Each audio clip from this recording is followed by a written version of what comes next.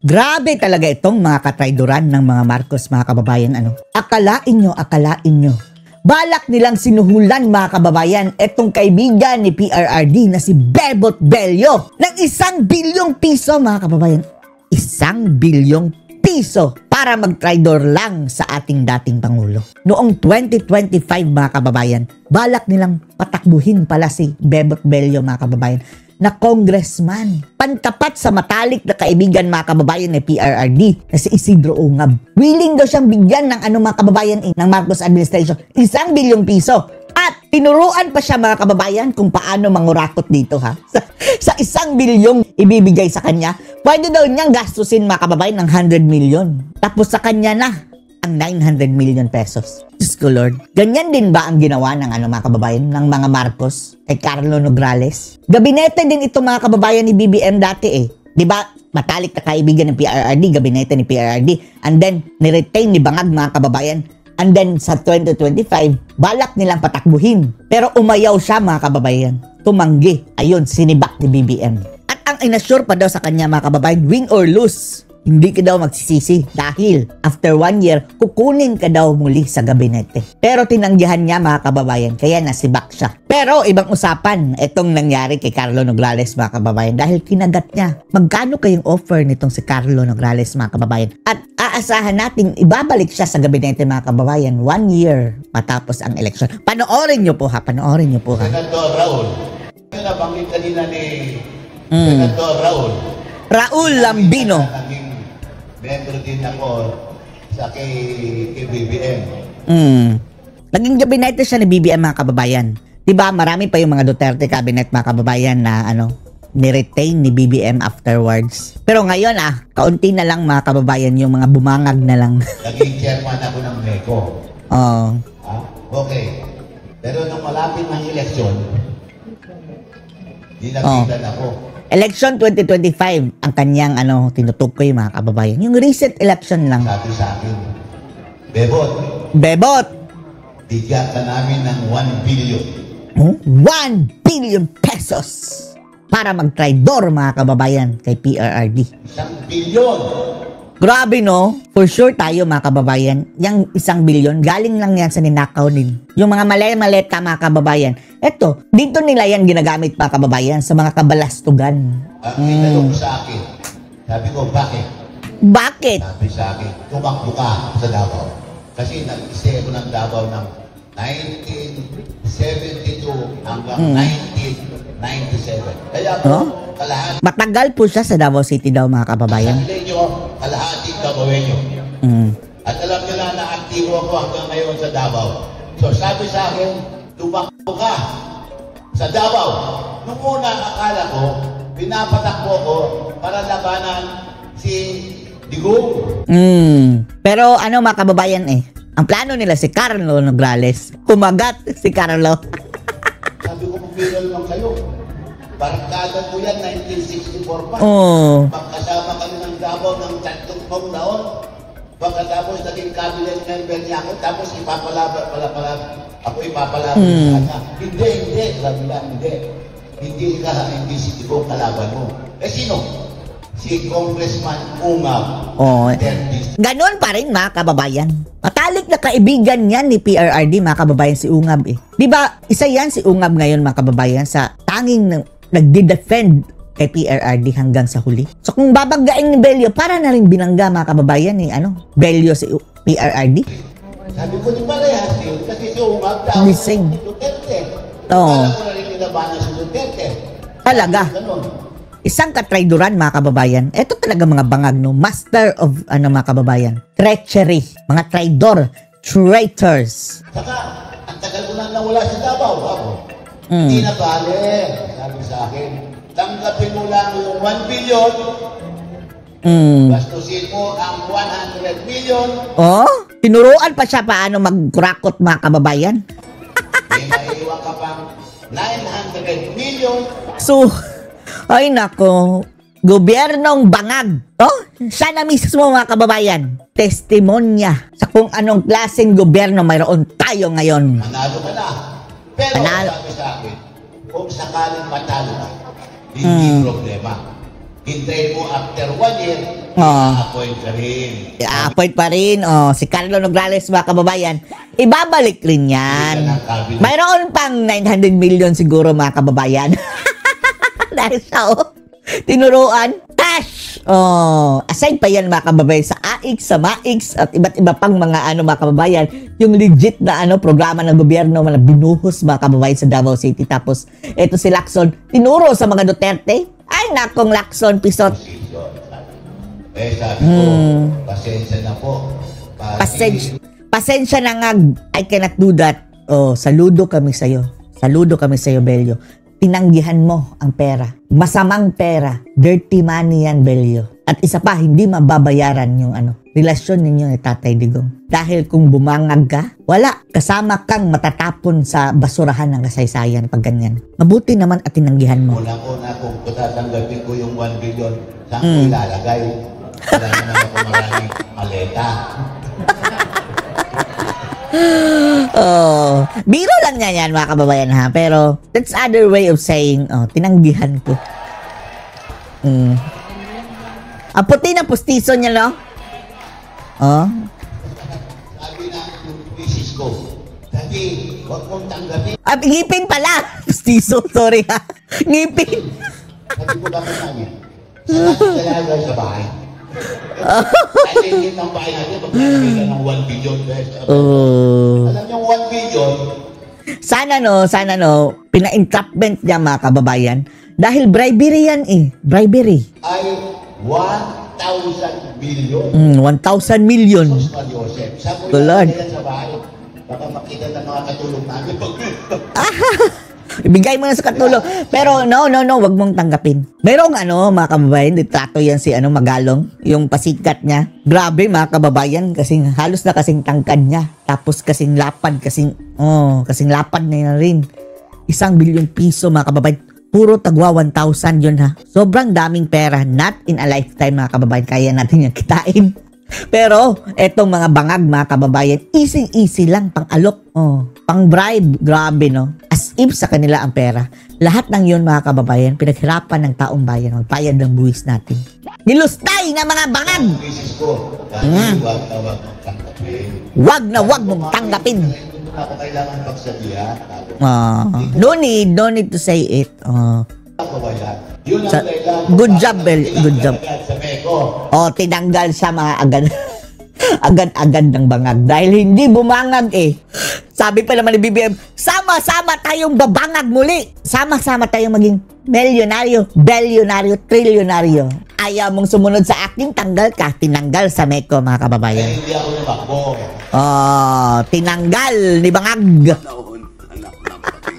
Anak ng pating.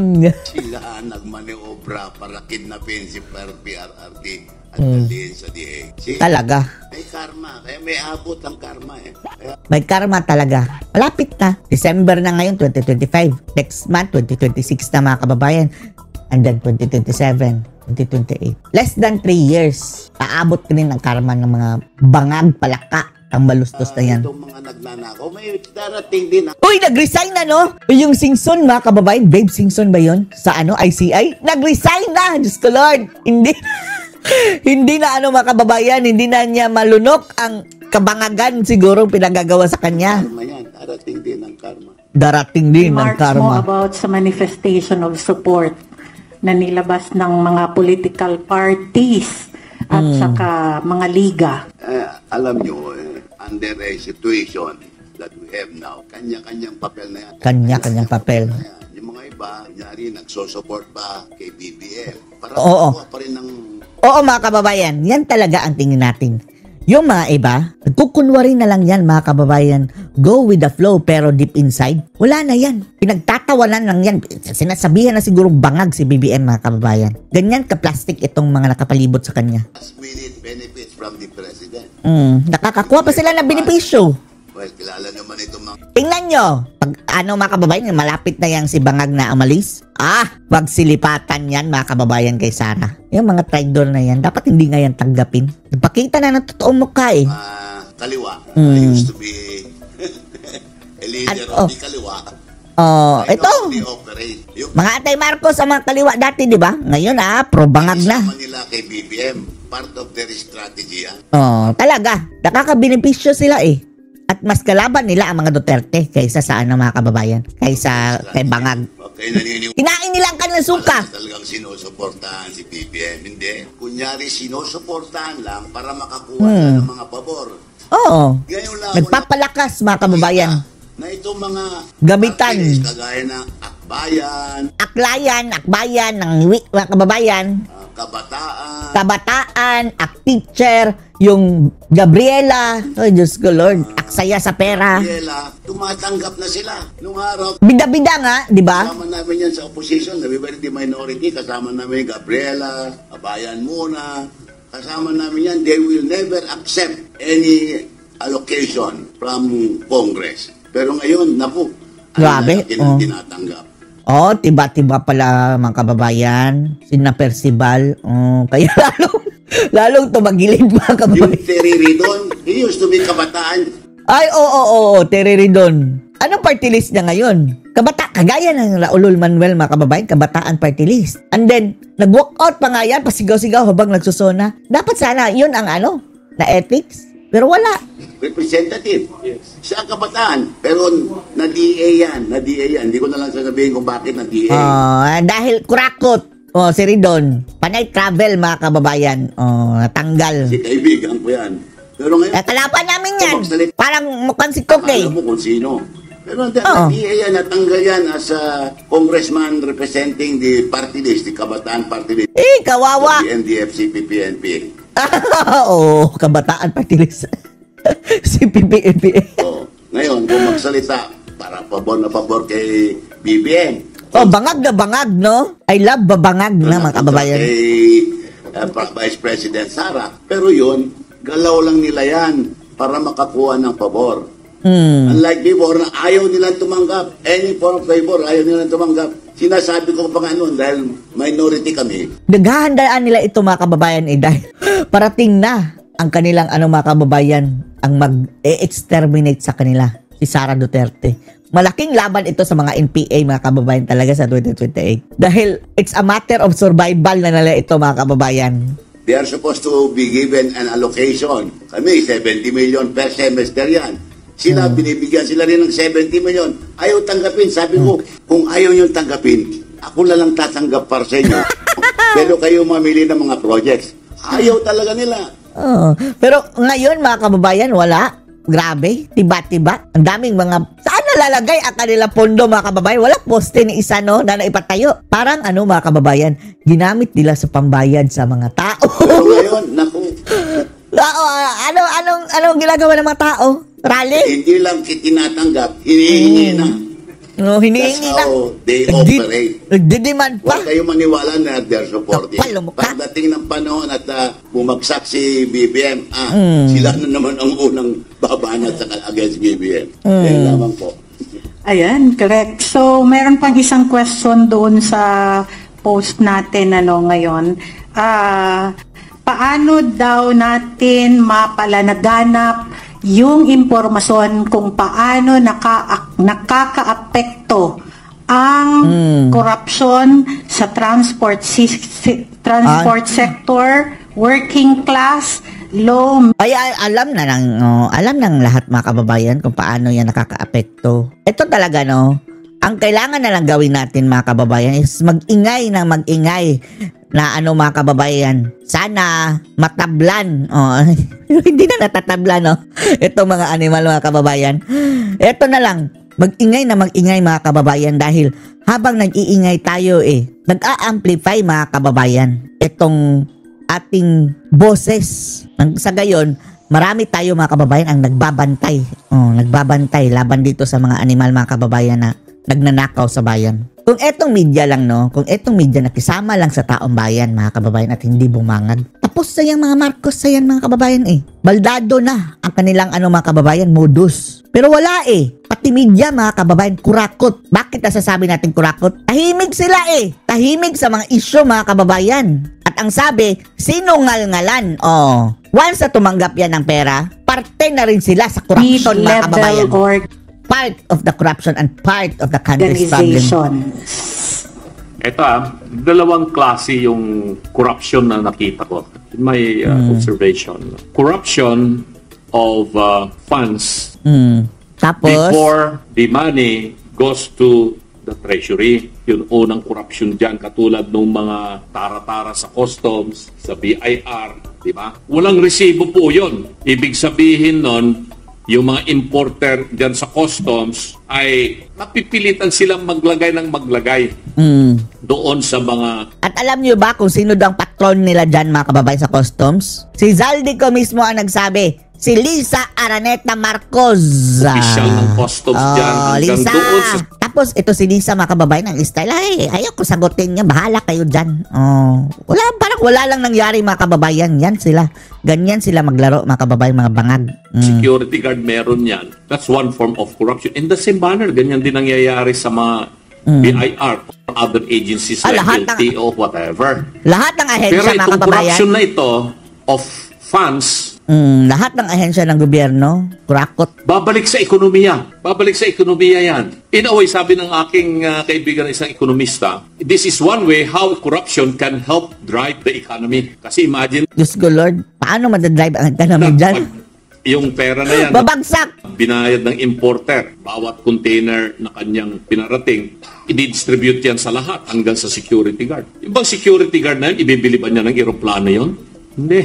Bibili niya ng pagkain ng pamilya Ay, mali pa rin. Corruption pa rin. niya, pang-aaral ng anak niya, etc. So, balik sa economy. Pero yung isang Ano na lang yan, justification na lang nila yan para mangurakot. Ay, nako. Huwag kang kumagat dyan, Lambino. Huwag kang kumagat dyan. corruption na pera, niresibuhan na ito ng gobyerno, yun ang narimit sa National Treasury. Na yun ngayon ang ia-appropriate sa GAA, National Expenditure Program, then magiging GAA. Ayun ang mas malalang corruption. Kasi nagsisilakihan na yan. Multi-billion. Hindi na Bilyones multi-billion, na. trillion na ngayon. Hindi po yun babalik sa Overall. ekonomiya. Dadalhin po yan kung saan nila idideposito. Pambibili. Dano, itong mga, mga kababayan, mga kurakot na ito na nagnanakaw ng bilyon-bilyon, hindi nila na mauubos yan, mga kababayan. Ano ba to sila? Walang kabusugan. Po nila yan ng eroplano, mga sasakyan na mamahalin, all imported goodies na hindi po makakatulong sa ekonomiya ng Pilipinas. Itatago nila pera Kaya- Wala talaga. Any form of corruption, mga kababayan, is bad for the economy. Makakatulong ba yung corruption sa ating Wala. bansa? Hindi po. Hindi makakatulong yung corruption.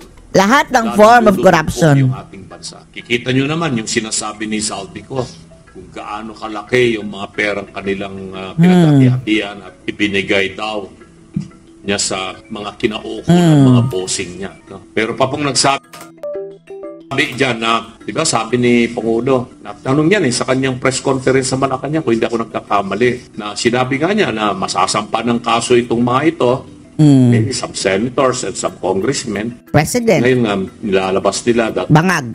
soonest warrants of arrest will be issued against 4 or 6 incumbent and former senators. No? Hindi po pinapangalanan kung sino itong mga ito. Wala pa na. Wala naman. Walang nakukulong Most likely, baka nga mangyayari po yan. Tapos tinanong na paano si Speaker. Sabi niya Ang wala sabi nila, wala daw ebidensya. Diyos ko Lord. namang ebidensya pa na magtuturo kay Speaker. Hindi direct involvement niya dito sa flood control. Pero may maalala ako ewan ko lang kung mali ako. Di ba si Toby Chanco, Congressman Toby Chanco, sa kanyang mga interview sa media, ko lang maalala kung anong channel or what, Billionaire ba o doon kay Karen Davila or what. O even doon sa kanyang pinahayag sa Senado yung kanyang testimony doon. Ang sabi ni Toby Chanco na galit na galit nga si Presidente kay Speaker at saka kay Zaldico kasi wala na raw siyang maibigay sa iba na pundo kasi kinukuha niyo lahat. That statement of Toby Chanco is more than enough implication of the involvement of the Speaker. Tingnan natin kung ano mangyayari dito. So, yun naman po. Yun naman sa akin regarding sa corruption or me being a doctor, talagang sa health talagang tamaan talaga. Actually ngayon talagang bawal magkasakit. Dahil pag na-admit ka, 100,000 to millions na. No? Dati, thousands lang, less than 100,000. Dahil nga, ang value ng peso lumiit na, plus talagang konti lang ang nare-release ng PhilHealth. So, hindi katulad sa ibang countries na by percentage ang tulong. Give an example po sa Japan, 30-70. So, sabi doon, kunwari na-admit ka, 30% lang ang babayaran mo, 70% ang sa gobyerno. Nagsusorry pa nga yung hospital sabihan yung pasyente na, sorry po, may 30% pa kayong babayaran. Pero kung yun naman po kaya, pwede yung 30%, gawin na natin hulug-hulugan. Ang sarap sana maabot natin yun. Actually, kayang maabot yun kung yung mga pera na pinag-corrupt nila, nilagay sa maleta, nilagay sa healthcare yun. Kasi po ang tao, kahit gaano po kahirap yan, pero kung ang kalusugan niya ay protected dahil malaki ang tulong ng gobyerno sa health, ang pakiramdam natin po ay mayaman po tayo. So para sa akin po talagang natamaan ng malubha ang healthcare system sa Pilipinas na which is yun na sana ang direction natin, universal healthcare. Kaya lang hindi natin nararamdaman dahil yung pera na sanang gamitin ay ginamit po sa korupsyon. Dagdag lang ako dun sa comment ni Dr. Mata, anong tungkol about itong PhilHealth. Alam mo, when I was Secretary of Labor, naging ex-officio member ako ng board ng PhilHealth. Yung PhilHealth, pera ninyo. Pera ng taong bayan yan. Walang perang gobyerno dyan. At umabot na yan ng collect na PhilHealth amount is umabot nating 900 million. Kinuha yan. Kinuha yan itong si Recto. Kinuha niya. Paano yung kukunin pera ng tao yan? Kaya kung pupunta kayo sa ospital, walang ibibigay na tulong ang PhilHealth. Dahil wala na silang pera. Kinuha. Ewan ko saan nila. Pero kinuha nila. And hindi dapat gawin yun dahil pera ng taong bayan yan. Natatakot nga ako. Baka makita nila yung pero wag ko nang banggitin. Baka mabigyan sila ng information. Ang dami diyang pundo. Pero palagay ko, ninakaw na rin. Yung pera ng OWA, limbawa. Alam nyo ba na ang mga OFWs, may pera mga yan. May pera yan. May OWA fund, OFW fund. Ang kinakatakutan ko, baka pinakialaman nyo. Bakit alam nyo? During the time of former President Duterte, for the first time in the history of our country, nobody ever thought about this. Nagkaroon ng hospital para sa mga OFW. At saka nagkaroon ng hospital para sa mga OFW without expense of government. Walang gasto sa gobyerno. Bakit? Nagkaroon tayo nakachamba tayo. Nag-donate si Mr. Ricky Razon ng Soler. He donated voluntarily. Wala naman na humingi sa kanya. Nag-donate ng 600 million. Sabi ko sa kanya, Mr. Razon, anong gagawin ko dito? Bahala ka, sabi sa akin. O di, nag-isip ako, we need a hospital for the OFW. Pero ako problema, saan ilalagay yung hospital? So naghanap ako ng location for the hospital. Nalaman ni Governor Pineda ng Pampanga. Sabi niya, Sek, i-donate ko sa iyo yung 2 hectares dyan sa San Fernando, Pampanga. Donate ko, doon mo lagay ang OFW hospital. Doon nilagay. You know, magkano yung worth ng 2 hectares? 500 million. So, 1.51 billion na yan. Nagkaroon tayo ng hospital. Nung, yung groundbreaking, sumama si former President GMA, kasama si Didi Domingo, who was then the chairman of PAGCOR. Naglalagay kami ng lupa. Sabi ni GMA kay Didi, oy, Didi, nagbigay si Mr. Razon ng 600 million. Nagbigay ang si Governor Pineda ng lupa. Anong may bibigay ng PAGCOR? Sabi ni Didi, ma'am, sagutin ko na ang medical equipment ng hospital. 200 million for the medical equipment of the OFW hospital. And that hospital is really intended for OFWs, meaning lahat ng mga OFW, pag nagkasakit, sila pupunta dyan, kasama ang kanilang pamilya, asawa, anak, kasama yan, libre. Pero ngayon, nabalitaan ko, wala daw pundo, wala daw binibigay. Saan dinala yung pera ng mga OFW? The demand at the time when I left was about 20 billion. Nung iniwanan ko yun, ewan ko baka kung sa baka saan naman napunta yun. Pero may pero mga OFW, kaya meron kayong mga kamag-anak dyan, you inform them na meron silang pera. It is supposed to be under the, anong tawag, yung alaga ng OFW yan, ng Department DMW. of Migrant Workers. Yan, pera ng OFW. At saka yung hospital na yan, libre. Walang bayad ng mga OFW. Kaya alam nyo mga OFW, pumupunta sila dyan.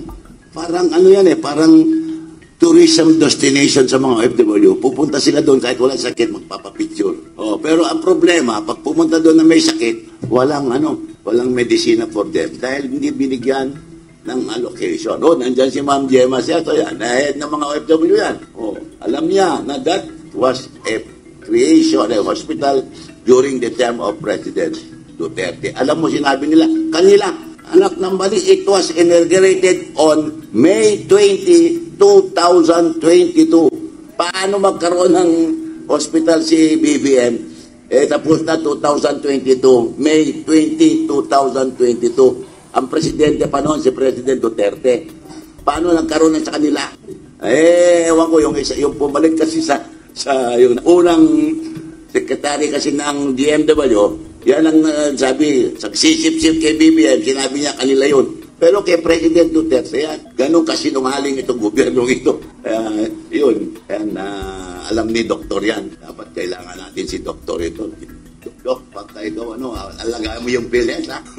Kailangan ng tao yan, you only do not realize it. Kasi kung minsan may tatawag akin, sir, sa hospital lang ako ko, nasa hospital lang asawa ko, wala kong pambayad sa hospital bill. Yeah. Hindi nila alam na meron silang pera sa PhilHealth, yan nag-inform by the hospital. Pwedeng umusog. Castra, meron lang Pwedeng umusog muna kayo sa gitna para dun sa camera kasi wala na si Yan ang magiging responsibility ni Dr. Mata pagdating ng panahon. Gusto ko lang susugan yung tanong kanina ni Kaastra na tungkol sa 2026 budget. Malapit na pong ma-aproban yan. Kung ikumpara natin itong 2026 budget sa maanumalyang 2025 budget, nag-increase na naman ng ilang daang bilyon. Kaya medyo nakakagulat na kung yung maanumalyang 2025 budget 6 trillion plus, tapos ngayon ito another 6 trillion plus at additional pa ng a few hundreds of billions at lulusot to. So andun pa rin yung unprogrammed appropriations, etc. Ito ang malaking problema kasi budget deficit na tayo for so many years. And for the next year, 2026, ang expected budget deficit natin, mahigit 2 trillion. 2 trillion yung ating budget deficit. So, ibig sabihin nun, mas malaki yung ating gagastusin kisa sa ine-expect na papasok na revenue galing sa BIR, sa customs, at saka other revenue-generating agencies. Kasi ang projection is nasa more than 4 billion lamang yung masisingil. Ito na sinabi ko sa inyo kanina, yung tinatawag nating corruption ng pera ay ganun kasi ang sitwasyon. So, saan tayo kukuha ng pang-abono? Uutang po tayo. Pag uutang po tayo, sinong magpapautang sa atin? Yun ang nakakatakot dahil in-increase nila yung debt to GDP ratio from 60% that is supposed to be the international threshold para sa ganun may kumpiyansa pa yung mga foreign investors, foreign lenders, credit rating natin, etc. Pero dahil nga hindi na makayanan ng ating mga revenue na nakukuha sa customs at saka sa BIR, kailangan umutang tayo. Pero walang magpapautang ngayon sa atin. Mababa kasi yung credit rating natin sa international financial institutions. Bakit? Yung debt to GDP ratio natin is now more than 63%. Baka umabot na yan ng 64-65%. Sabi tuloy nitong mga economic managers ngayon, okay pa rin yan. Kahit na umabot pa yan ng 70%. Hindi po problema yung debt to GDP ratio na yan na issue kung manufacturing po ang Pilipinas producing goods. Like for example, in Japan, napakataas ng debt to GDP ratio because they are a manufacturing country. Same also in China. Masusustentuhan po nila yan, mababayaran po nila. Kahit na umutang po sila ng umutang. Pero ang Pilipinas, no, we are a consumer economy. Bili na lang tayo ng bili. ng mga produktong galing sa ibang bansa. Hindi naman po tayo manufacturing dito. Kaya kung hindi magpapautang yung international financial institutions sa atin like World Bank, ADB, or bilateral with other governments, ayaw na nga magpautang sa atin ng Korea. Di ba? A month ago, or more than 2 months ago, yung mismong presidente ng Korea, pina-stop niya yung loan na papasok sana from Korea to Philippines kasi sabi niya, grabe yung corruption dyan. Yun na ituloy yung utang niya, baka hindi tayo mabayaran ng Pilipinas. So kung ganon, saan tayo kukuha ng 2 trillion? Maprepare sa pong uutang tayo domestically, local. At alam naman po namin yan ni Secretary Bepot, na pag ang utang ay manggagaling sa local source, napakataas po ng interest rates. Napakataas po ng interest rates. Hindi po magpapautang yung mga bangko sa atin dito na mababa yung interest rates. Pag mataas ang interest rates, paano mapapayaran pa rin ng Pilipinas yan? From 17 trillion, uutang tayo ng 2 trillion, magiging 19 trillion yan.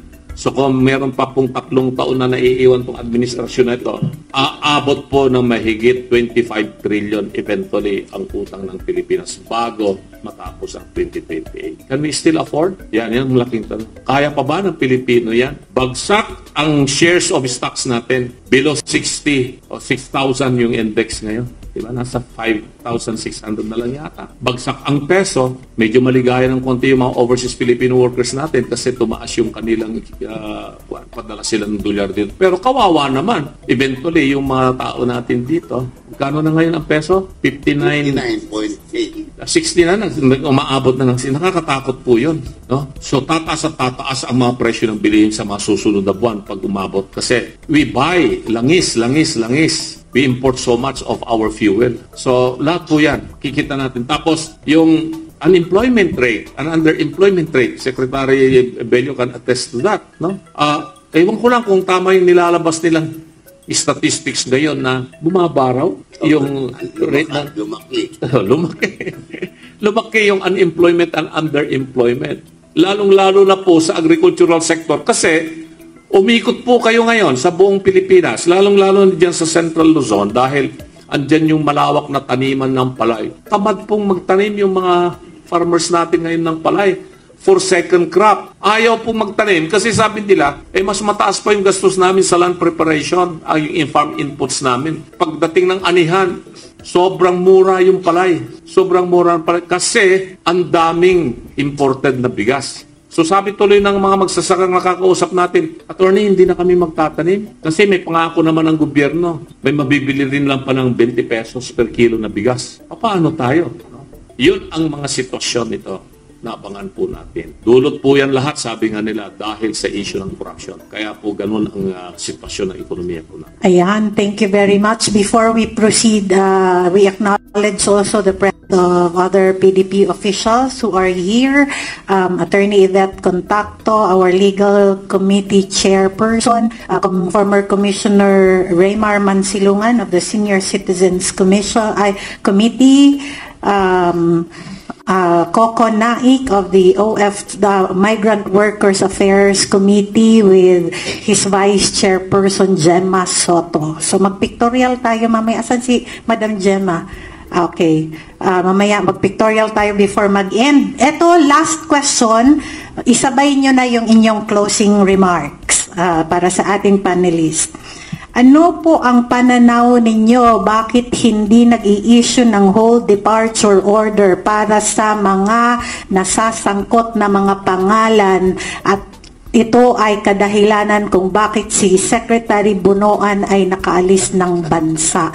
So marami pang nasa listahan na mga kasi this involves, kasi may mga kababayan tayo na sinasabi nila hindi na dapat hinihintay kung allegation pa lang because this involves public funds, dapat meron ng whole departure order para sa mga taong ito. Bebot muna, tapos isabay nyo na rin yung inyong closing remarks. Okay, unang-una, thank you for this opportunity of sharing our thoughts with you, Nodel. Although, hindi naman ako talaga panelist dito. I came here to listen, not to talk. Anyway, yung tungkol sa, sinabi mo?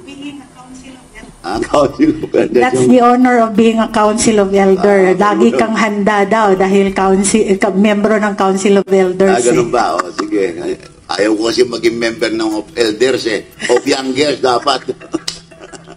Anyway, ano yung bilanggit mo na tungkol sa ano? Whole departure order. Whole departure order. Alam mo yung whole departure order, ang nag-i-implement ang immigration. Kaya kung minsan, kahit may whole departure order, nakakalusot. Kaya dapat yun ang bantayan, yung immigration. Ito si Noli, alam mo si Noli, nagtaka ako bakit anong nangyari dyan. Kasi napaka-honest na tao yan. Kasama namin for 6 years in the same boarding house. Kasama ni President Duterte, we were together in a boarding house from 1964 to 1970. Magkasama kami dyan sa YMCA, ewan ko kung alam nyo yan. Pero dyan si Noli was napaka-humble na tao, napakababaw ang kanyang kaligayahan, hindi masyadong mabisyo. That's why, if I recall, when President Duterte came in as President of the Republic in 2016, he was considering Noli Bonoan as the Public Works Secretary.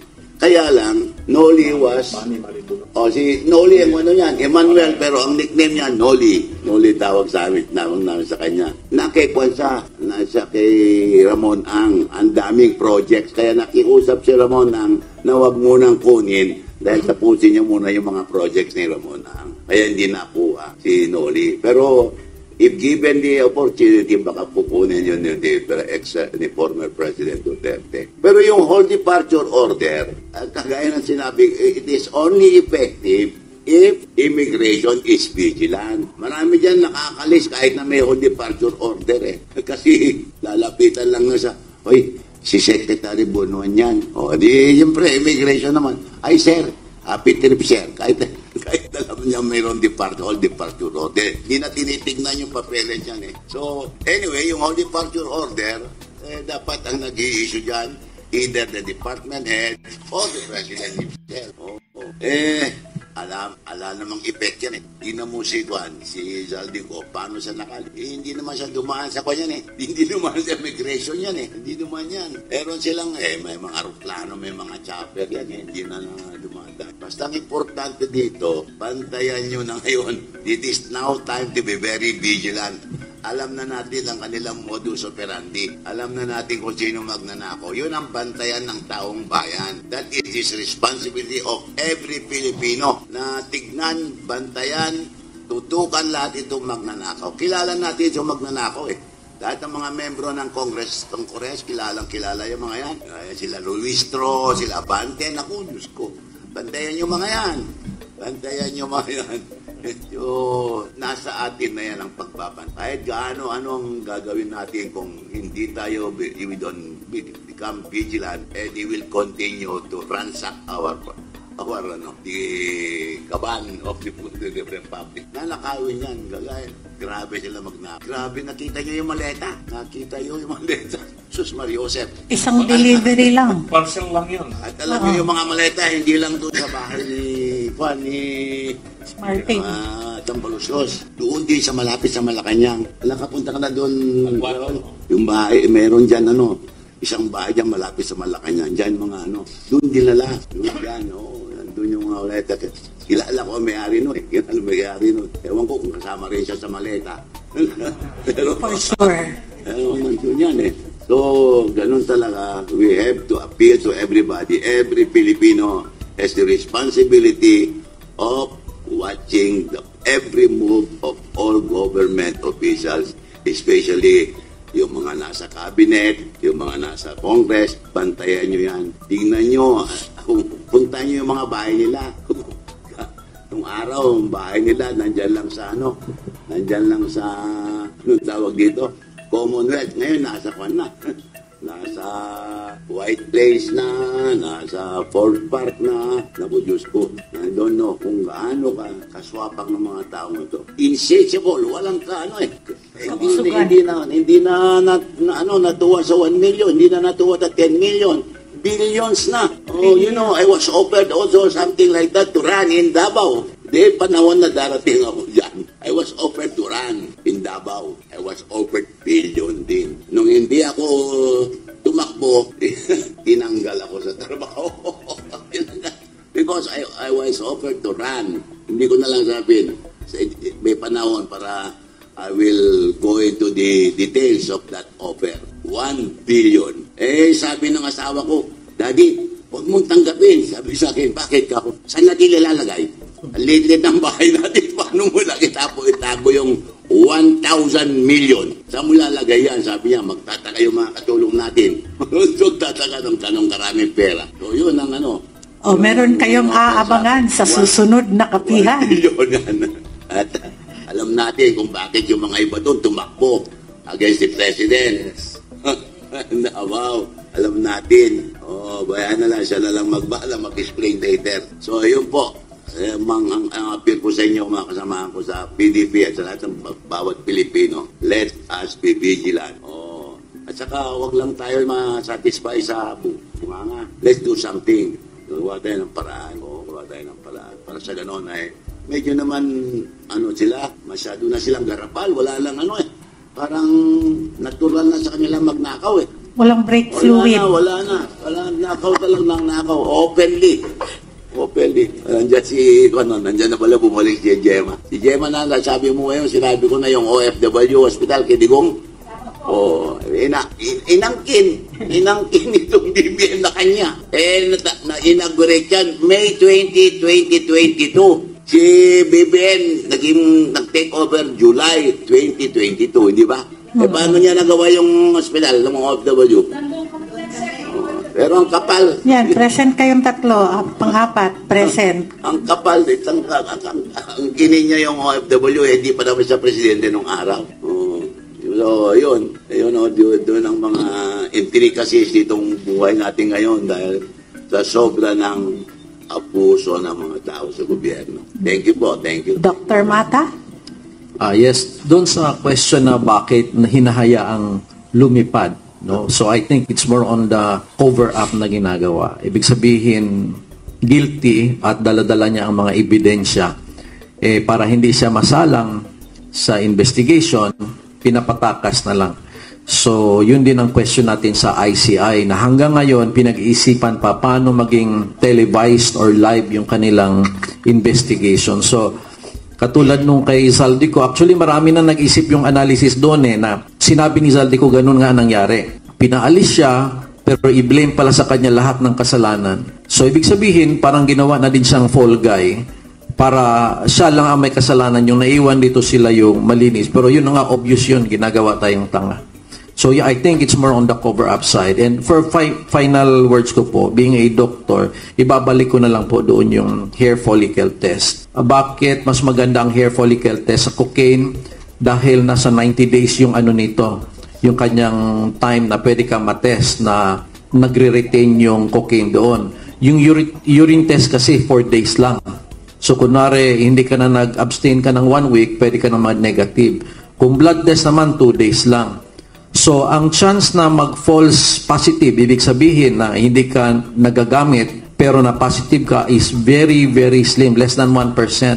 Dahil ang chinecheck po sa follicle test ay yung buhok talaga mismo dahil yung metabolites ng cocaine pumapasok sa bloodstream, pumupunta sa buhok. At saka ang pagtubo ng buhok mo ay 1 centimeter in a month. So, ibig sabihin talagang nagsistay doon yung metabolites ng cocaine. So, yung chances na maging fake or maging false yung result are very, very slim. Kasi maraming takot magpa-follicle test kasi daw baka maging false positive. Less po ang chance nun. So again, I would like to bring that up again to clear things up. That's a challenge to the first family dahil nga sinabi na nga yun ni Senator Aimee. To clear things up po, yun po ang challenge ng bayan, magpa-hair follicle test po. Lahat po ng na-mention ni Senator Aimee. Maraming salamat po. Karaul? Yeah, thank you. Gusto ko lang dagdagan sinabi ni Secretary Bebot Bello tungkol sa immigration. Una, yung whole departure order, nanggagaling po yan sa korte. Hindi po yan nanggagaling sa Department of Justice or the court that will issue the whole departure order. Meaning to say, meron nang naisampang kaso. Indicted na yung tao sa Sandigan Bayan o sa Regional Trial Court. Pero kahit na walang whole departure order, pwede po na hindi payagan ng immigration na makalabas ang kahit na sinong Pilipino. Nangyayari yan sa mga overseas Filipino workers natin, hindi ba? Ang higpit ng immigration natin, pag yung mga nakakasabay ko sa airport ay mga pupunta magtrabaho sa ibang bansa, ang dami-dami nilang dalang mga papeles, mga documents to justify na bakit sila ay papayagang makalabas ng immigration natin. In fact, ako nga, madalas nga akong magbiyahe, almost twice a month akong bumabiyahe. Still, yung immigration natin ay tinatanong pa rin anong purpose ng travel, saan ka pumupunta, government official ka pa ba, etc. So, nasa immigration yan kung gusto nilang kalabasin or hindi yung tao. And as experience, naalala niyo yung ginawa nila kay GMA, President Arroyo, noong 2000, I think that was 2010. I think it was November of 2010 yata yun. Na she was supposed to go to Singapore para magpagamot. Naka-schedule na siya to be operated in Singapore. Pero hindi siya pinayagan ni Laila de Lima at ni Mar Rojas. At that time, ni Jojo Ochoa, sila pinigil nila si GMA. Walang hold departure order si JME noon, ha? Yet, hindi siya pinayagan. Kasi sabi na, alis na yan. Hindi na yan, You see? Yun ang problema natin talaga dito sa implementation ng mga batas natin. Ang immigration is so powerful kung gugustuhin po nila yan. And they have the right to do that. They have the power to do that. No? At isang institutional reform siguro ang dapat nating gawin na ilipat na natin yung immigration from Department of Justice to another department which I think should be created by law immediately. Gayahin na natin yung Amerika kasi paborito naman natin yung Amerika. Actually, maraming Pilipino gustong magmukhang Amerikano Pati sa isipan at sa puso gusto nila Amerikano. O di gayahin na natin kasi maganda naman yung Department of Homeland Security. Yung Department of Homeland Security, ando doon ang immigration. It's no longer under the Office of the Attorney General or the Justice Department. It is now under the Department of Homeland Security. Ganon din yung customs. Kasi customs is intended for what? Border protection yan. Entry of goods and others coming from other countries. So it's more on Bureau of Customs o yung customs office natin, malipat na rin sa Department of Homeland Security. Ganon din yung Coast Guard natin. Hindi na dapat yan under ng Department of Transportation. It should be also under Homeland Security na yan. So marami pa po mga dapat na institutional reforms na pwedeng gawin para mapalakas po ang ating bansa. And in regard to itong pag-alis ni Secretary Bunuan, ako kilala ko rin si Sec Manny. Matagal na kami magkakilala niya ni Secretary Bunuan. And I agree with Secretary Bello sa kanyang sinabi. Napakabait na tao, napaka-humble, pero napakahusay po yan. I first met him when he was just a mere director of the Department of Public Works and Highways. And this was during the time of President Ramos. Marami po siyang mga nagawang mga magagandang mga proyekto dyan. And I've never heard of him being involved in corruption when he was still with the DPWH during those time until he opted to retire early and join the private sector in the San Miguel a group of companies. Kaya nagawa yung mga Skyway na yan, si Secretary Bunuan ang gumawa dyan. But this time around, itong flood control project na ito, alam naman natin yung mga cabinet members, they are merely what? Utusan lamang po yung mga yan. No? Imposible na alam ng cabinet member ang mga nangyayari ito na hindi alam ng pinakamataas. Kung i-implicate nila si Executive Secretary Bersamin dito sa binabanggit na 100 billion insertion na ngayon napatunayan na natutuo nga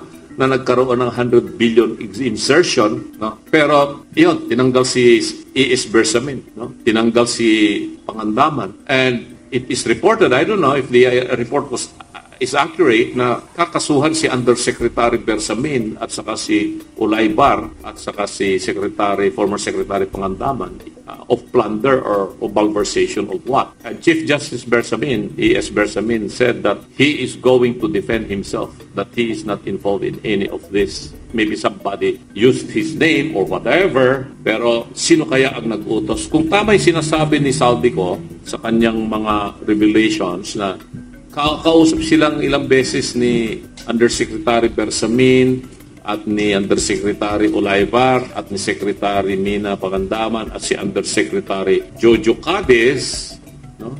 Hindi ba nabanggit na itong 2025 budget na ito ay 4,000 plus pages ito, at the President had read and scrutinized this budget together with the Mina Pangandaman. So dito na tutumbok na kung ano talaga yung sitwasyon. At yun ang dahilan, sabi nga ni Dr. Mata, na laking cover up. Cover up, blame everybody else except ito, untouchable. At ito ngayon, ang balita, yung mga deputy speakers, Pinalitan.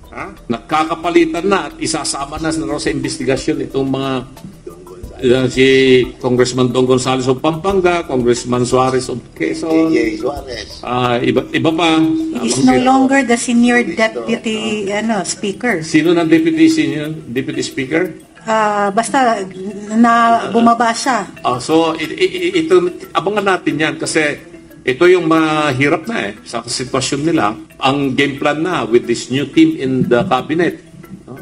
With the new executive secretary, new etc. ay save the king. At hindi natin alam kung si speaker ay may implicate na talaga at kakasuhan na. Hindi pa rin natin alam yan. So abangan na lang natin. So ulitin natin yung unang pahayag natin kanina. Kailangan bang magtuloy-tuloy ang ating pakikibaka at rally? Tuloy po natin yan. Ang PDP will always hold rallies. Kung kinakailan every week, kahit kukunti ang tao pupunta dyan. Important is that may pahayag po natin yung mensahe na hindi po matutulog ang PDP. May karma talaga yan. Alam mo talaga, may karma. Alam mo yan si Executive Secretary Bersamin. Alam mo yung background niya. He was the former Chief Justice of the Supreme Court. Tanong, sino nag-appoint sa kanya as Chief Justice of the Supreme Court? PRRD.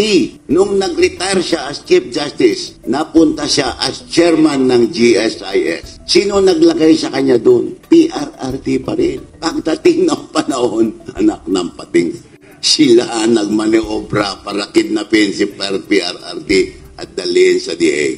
See? May karma. Kaya may abot ang karma Kaya itong mga nagnanakaw, may darating din ang karma yan. Darating din ang karma.